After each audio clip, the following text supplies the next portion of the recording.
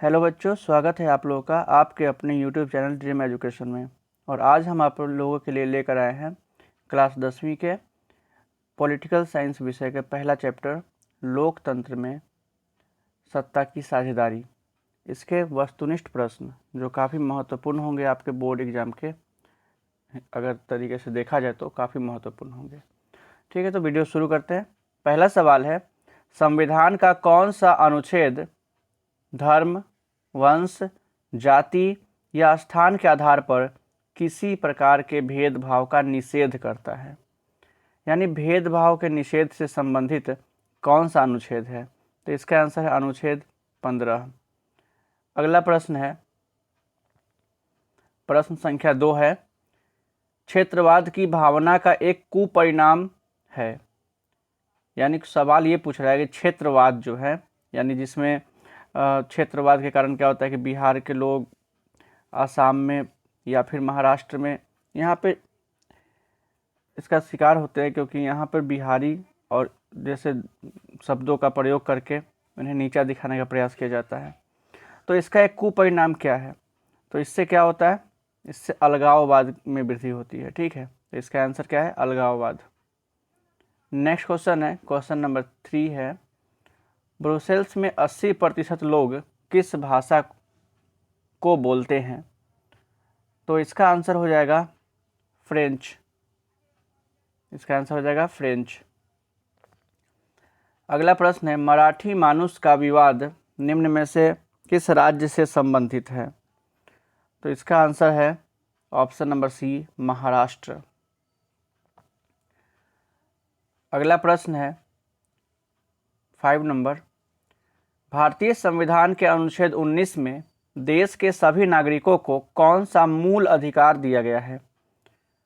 तो इसका आंसर हो जाएगा स्वतंत्रता का अधिकार।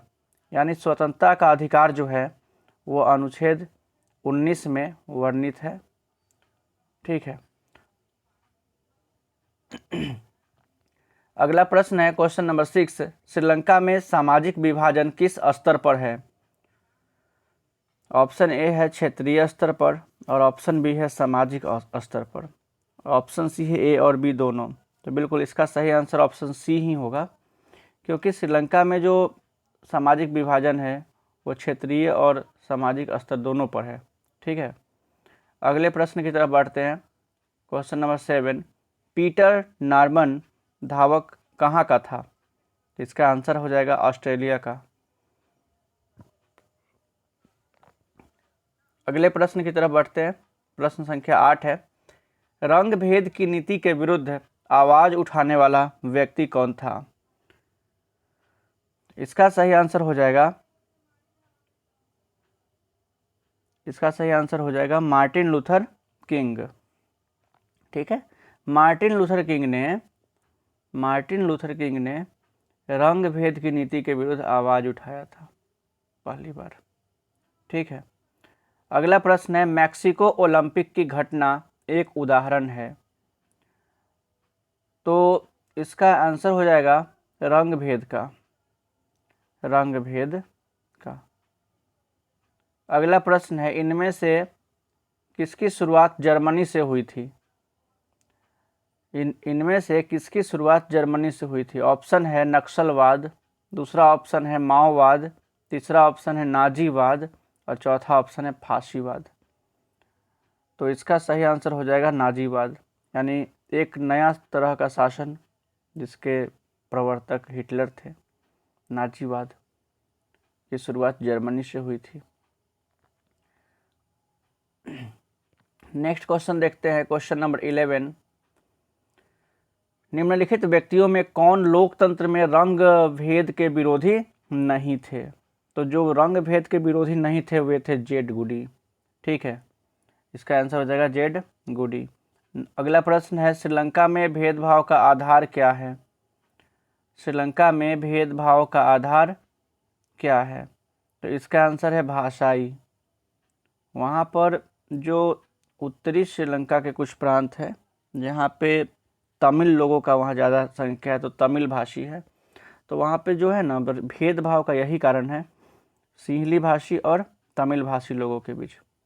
सिंहली भाषी वहाँ अपने आप को मूल निवासी मानते हैं और जिसके कारण वो तमिल भाषी के साथ दुर्व्यवहार करते हैं या फिर उनके साथ भेदभाव करते हैं। सत्ता में साझेदारी किस व्यवस्था में सर्वश्रेष्ठ रूप से संभव है?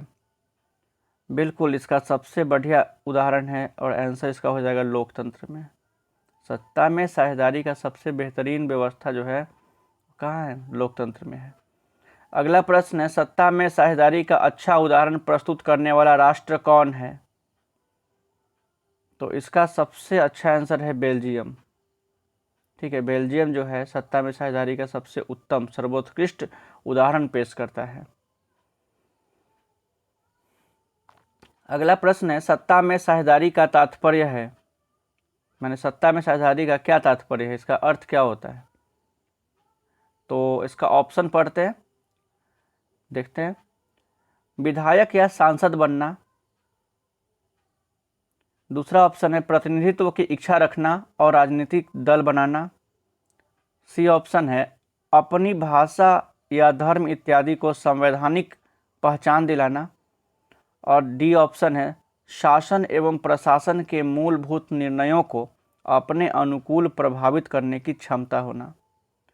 ठीक है, तो चलिए इस पर विचार करते हैं, इसका कौन सा आंसर सही होना चाहिए। क्वेश्चन है सत्ता में साझेदारी का तात्पर्य क्या होता है? तो इसका आंसर हो जाएगा, सबसे अच्छा आंसर इसका लग रहा है हमें डी नंबर। बिल्कुल डी नंबर ही इसका आंसर है, शासन एवं प्रशासन के मूलभूत निर्णयों को अपने अनुकूल प्रभावित करने की क्षमता रखना। इसका ऑप्शन डी हो जाएगा आंसर। अगले प्रश्न की तरफ बढ़ते हैं। जन्म पर आधारित विभेद किस देश में है? ये तो भारत में ही संभव है, क्योंकि यहाँ जन्म के आधार पर ही जाति का निर्धारण होता है और इससे विभेद उत्पन्न होता है। अगला प्रश्न है 17 नंबर, भाषाई आधार पर बनने वाला राज्य कौन है? ठीक है, भाषाई आधार पर बनने वाला राज्य कौन है? तो इसका आंसर है आंध्र प्रदेश। ठीक है, अगला प्रश्न है, विविधता और विभेद किसी राष्ट्र के लिए है? बिल्कुल, विविधता और विभेद जो है किसी राज्य के लिए नकारात्मक और सकारात्मक दोनों हो सकते हैं, क्योंकि विविधता सकारात्मकता को भी प्रदर्शित करता है, विभेद भी कभी कभी सकारात्मक होते हैं। तो इसका आंसर हो जाएगा ऑप्शन नंबर सी। अगला प्रश्न है 19 नंबर, सत्ता में साझेदारी सही है क्योंकि? इसका पहला ऑप्शन है यह विविधता को बढ़ाती है, यह दूसरा ऑप्शन है देश की एकता को कमजोर करती है, बिल्कुल ये गलत है। तीसरा ऑप्शन है फैसले लेने में देरी करवाती है, और चौथा ऑप्शन है विभिन्न समुदायों के बीच टकराव को कम करती है। सबसे बेहतरीन इसका ऑप्शन नंबर डी है कि सत्ता में साझेदारी सही है क्योंकि ये विभिन्न समुदायों के बीच टकराव में कमी करती है। ठीक है, अगला प्रश्न है क्वेश्चन नंबर 20, निम्नलिखित में से कौन सामाजिक विभाजन का तरीका नहीं है? निम्न में से कौन सामाजिक विभाजन का तरीका नहीं है? ऑप्शन है क्षेत्रीयता की भावना, ये तो है। दूसरा ऑप्शन है नस्ल भेद एवं रंग, ये भी सामाजिक विभाजन का तरीका है। तीसरा है सरकारी नौकरी, और चौथा ऑप्शन है भाषा। भाषाई आधार पर भी सामाजिक विभाजन होता है, बट सरकारी नौकरी ये ऑप्शन जो है सही नहीं है, यानी यही इस सवाल का उत्तर होगा, क्योंकि सवाल है सामाजिक विभाजन का तरीका कौन नहीं है, तो इसका आंसर हो जाएगा सरकारी नौकरी। अगला प्रश्न है 21, निम्नलिखित में से किस देश को धार्मिक और जातीय आधार पर विखंडन का सामना करना पड़ा है? तो इसका सही आंसर हो जाएगा यूगोस्लाविया। इसका आंसर हो जाएगा यूगोस्लाविया जो है वो धार्मिक और जातीय आधार पर इसका विभाजन हो गया था, और कहा जाता है कि खरबूजों की भांति टुकड़ों में बट गया। ठीक है, तो इसका आंसर हो जाएगा ऑप्शन नंबर सी, यूगोस्लाविया। अगला प्रश्न है 22 नंबर, लोकतंत्र में देखने को मिलता है, क्या देखने को मिलता है? तो ऑप्शन से मिलेगा ना। पहला ऑप्शन देखते हैं, टकराव एवं विभिन्नता में सामंजस्य स्थापित करना, ये तो सही लग रहा है। दूसरा ऑप्शन है जातिवाद को बढ़ावा, बिल्कुल ये गलत है। तीसरा है धार्मिक आधार पर लोगों में विभेद पैदा करना, यह भी गलत है क्योंकि भारतीय संविधान इसकी अनुमति नहीं देता। और ऑप्शन नंबर डी, क्षेत्रीयता के आधार पर अलग राज्य का गठन करना, ये भी अनुमति तो नहीं देता, लेकिन कभी कभी इसकी मांग उठती है तो इस पर निर्णय लेना पड़ता है सरकार को, परंतु ये भी उचित नहीं है। तो ऑप्शन नंबर ए इसका सही आंसर लग रहा है, क्योंकि लोकतंत्र में यही देखने को ज़्यादातर मिलता है, टकराव और विभिन्नता में सामंजस्य स्थापित करके चलना। ऑप्शन नंबर ए इसका आंसर होगा। अगला प्रश्न की तरफ बढ़ते हैं। प्रश्न नंबर है 23। सामाजिक विभाजन को संभालने में इनमें कौन कथन लोकतांत्रिक व्यवस्था पर लागू नहीं होता? यानी सामाजिक विभाजन को संभालना है तो कौन सा कथन जो है वो लोकतांत्रिक रूप से लागू नहीं होता? ऑप्शन ए है, लोकतंत्र में राजनीतिक प्रतिद्वंदिता के कारण सामाजिक विभाजन की छाया राजनीति पर पड़ती है। दूसरा ऑप्शन बी है, लोकतंत्र में समुदायों के लिए शांतिपूर्ण ढंग से अपनी शिकायतें प्रकट करना संभव है। ऑप्शन सी है, लोकतंत्र सामाजिक विभेद में सामंजस्य स्थापित करने का सबसे अच्छा साधन है। और ऑप्शन नंबर डी है, लोकतंत्र सामाजिक विभाजन के आधार पर समाज को विखंडन की ओर ले जाता है। तो क्वेश्चन को फिर से देखते हैं। सामाजिक विभाजन को संभालने में इनमें से कौन सा कथन सही नहीं है, यानी लोकतांत्रिक रूप से लागू नहीं होता?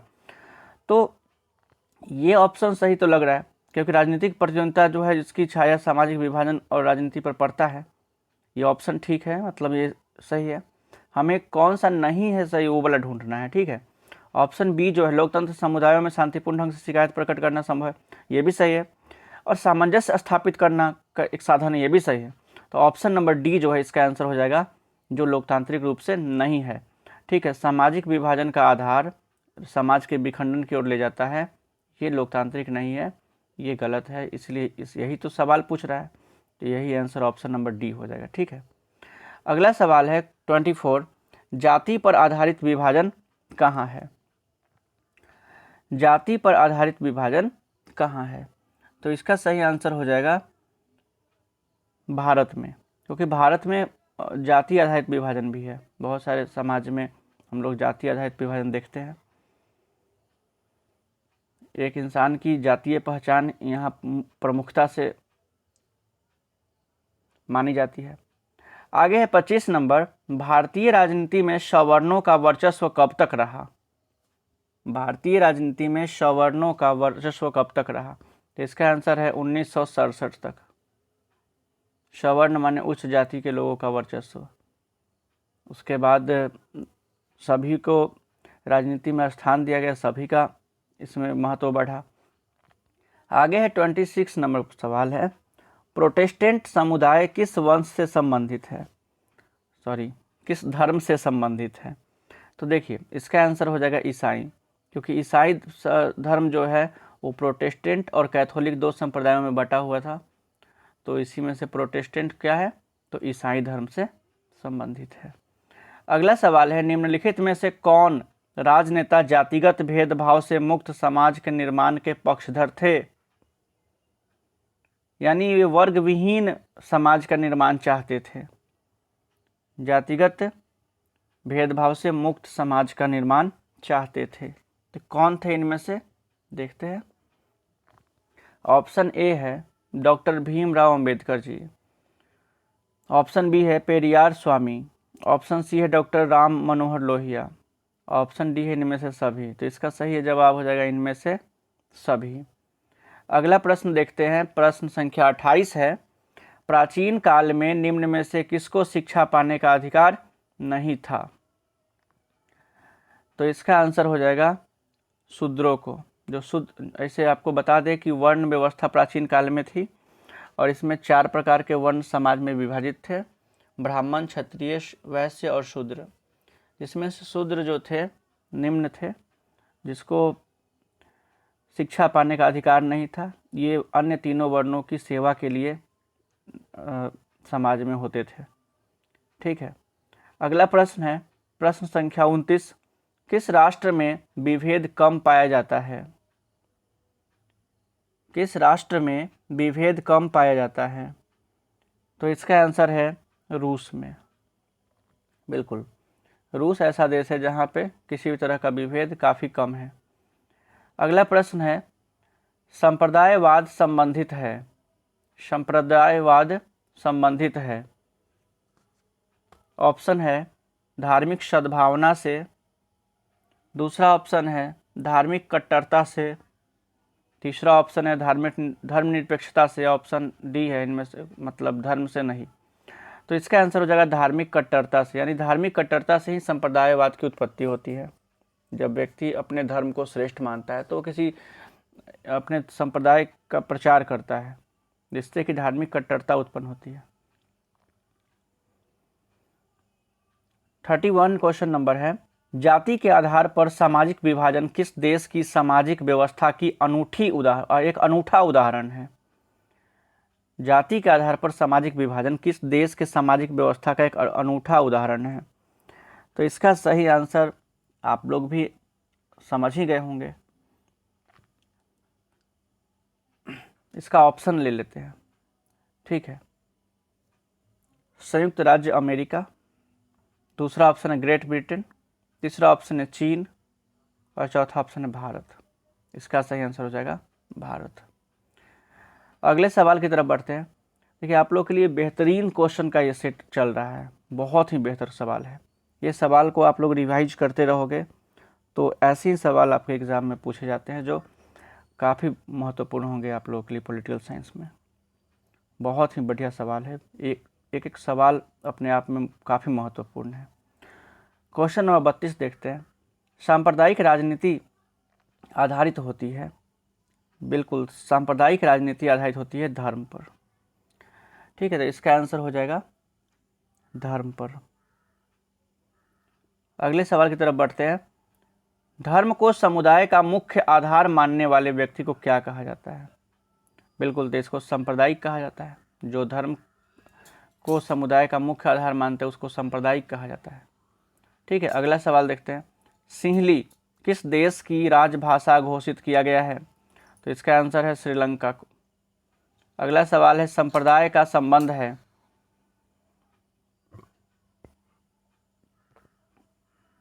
संप्रदाय का संबंध है, अच्छा वो संबंध, ठीक है। ऑप्शन है सिख से, ईसाई, जैन या बौद्ध। तो इसका सही आंसर हो जाएगा ईसाई से।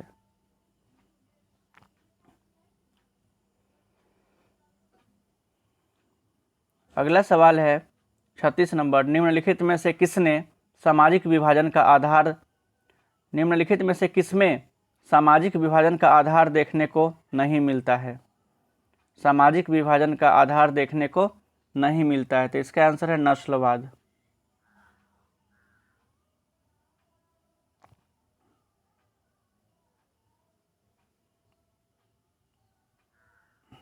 ठीक है, अगला सवाल की तरफ बढ़ते हैं। 37 नंबर है। निम्न में से किसने कहा है धर्म को कभी भी राजनीति से अलग नहीं होना चाहिए? यानी धर्म को राजनीति से इन्होंने जोड़ने की वकालत की है, ठीक है। तो इसका जो आंसर हो जाएगा महात्मा गांधी। महात्मा गांधी धर्म को राजनीति से जोड़कर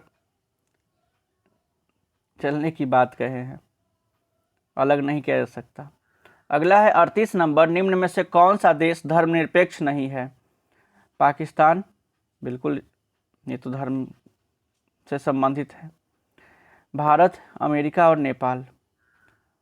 नेपाल को कहा जाता है कि यह एकमात्र हिंदू देश है।